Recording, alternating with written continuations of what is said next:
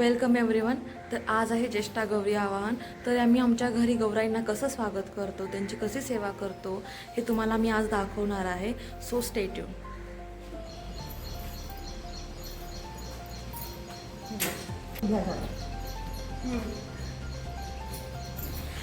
इथं आमची आजी गौरीचं नवाण बांधत आहे.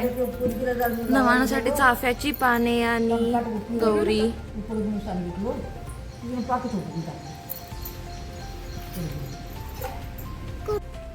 दारामध्ये अशी लक्ष्मीची पावलं काढलेली आहेत आणि आत जशी गौराई एंट्री करते सोन पावलांनी, तशी पावलं आम्ही गणपतीपर्यंत काढली आहेत.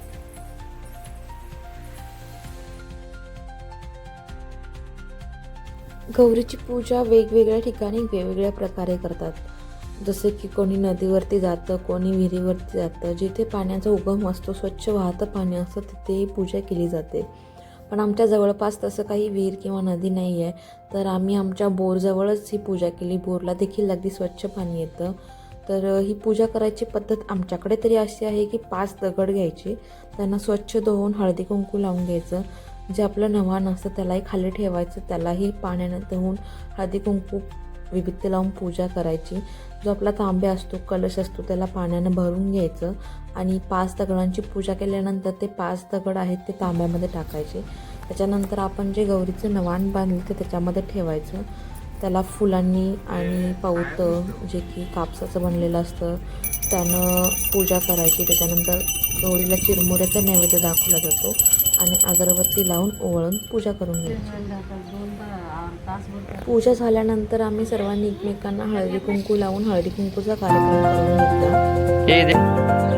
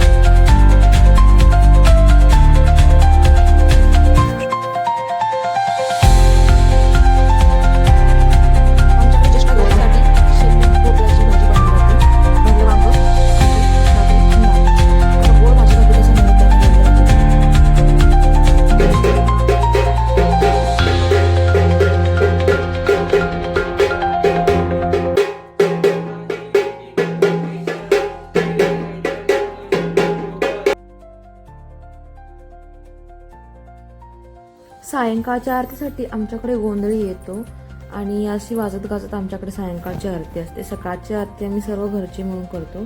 आरती होताच आम्ही आमच्या गौराईंना साडी नेसवण्यासाठी सज्ज झालो आणि 2 आमच्याकडे गौरी असतात. दोन्ही गौरींना आम्ही साडी नेसवून त्यांचा साज शृंगार करून त्यांना रेडी करून ठेवले आणि आज आम्ही साड्या नेसवतो गौराईंना आणि उद्या त्यांची पूजा करून घेतो. लोटकी पूजून प्रत्येक ठिकाणी वेगवेगळी पद्धत असते. काही ठिकाणी दोरे वगैरे घेतात, पण आमच्याकडे दोरे वगैरे असं काही नाही आहे. साधं लोटकी ठेवून आणि विडे ठेवून त्यांची पूजा करून घेतो आम्ही.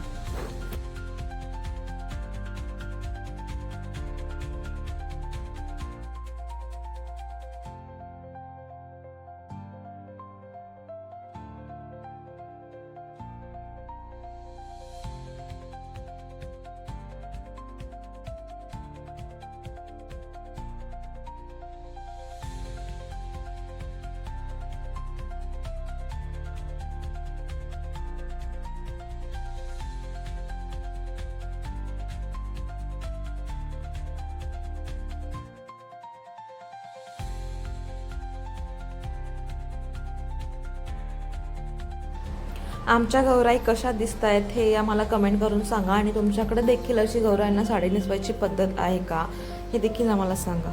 थँक्यू.